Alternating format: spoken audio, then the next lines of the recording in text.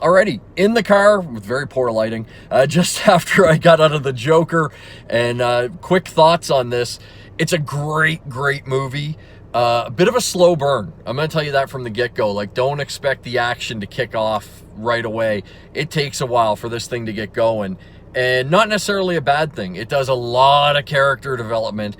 Some of it, I was a little iffy with. I don't want to give too many spoilers here, but they definitely make him a bit of a sympathetic character at the beginning of this movie, and that to me wasn't the Joker.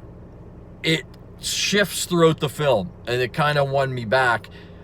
And Joaquin Phoenix is brilliant. I think he's in 98% of the scenes of this movie and steals every damn one of them. Like, if he is not nominated for an Academy Award for that film, the Academy should just shut down, because it was a brilliant performance top to bottom. The range of emotion that he shows and what the character goes throughout the film, phenomenal. This is definitely some of the best acting I've seen in a long time.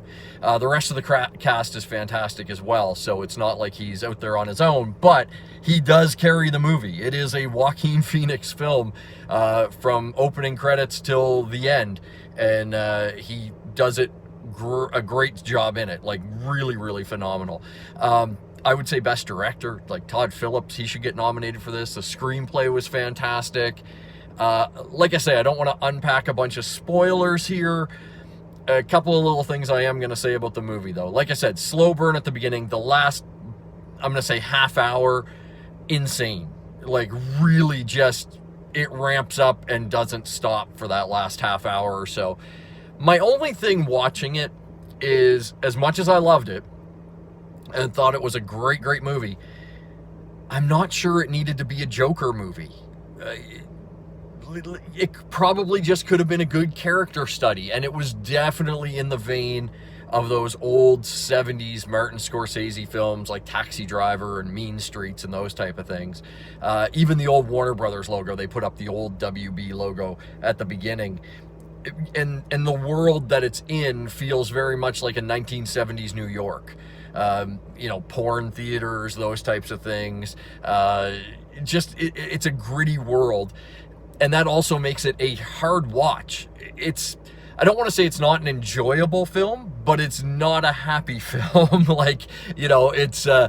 There are times it's weighing on you. If you're having a bad day, Joker is not the movie that's going to cheer you up or be that escape at the box office.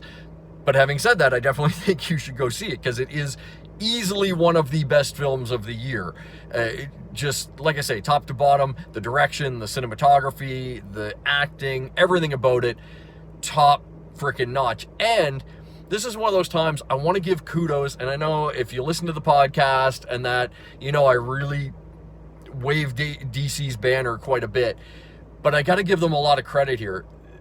They took one of their most iconic characters and put it in this movie, which is not a traditional type of movie at all. Like, this film does not fit anything we have seen in the superhero genre so far. I mean, this is definitely not a superhero film, but it's going to be lumped in with that because it's one of the biggest comic book characters in the history of the format. And to put that character in this film took a lot of balls. And it's one of those things that could backfire on people, on DC, I mean, because people could think, oh man, that's the Joker and that's what I expect. And then when we see him pop up in other media, he's not going to be like this. And, so that could twist a little bit on people. And the one thing that people were speculating a lot coming out of the theater was, could this tie into the Robert Pattinson Batman? I don't want to spoil anything, but it could. I don't know that they're going to go that way. I don't think that's DC's plan with Joker at all, but I'm just saying the door is open when you see the film.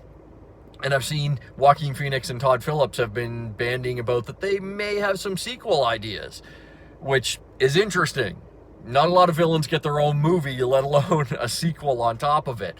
But those are my quick thoughts. I'll definitely unpack a few more and have it in the podcast when I actually have a full time to sit down and really decompress on this movie. It's one that's going to stick with me for a while. Like, there are images in that film that are still just swirling in my mind right now. But I can say without a doubt, one of the best films you will see at the box office this year. Get your ass out to the theater this weekend. Check out Joker and let me know what you think in the comments below.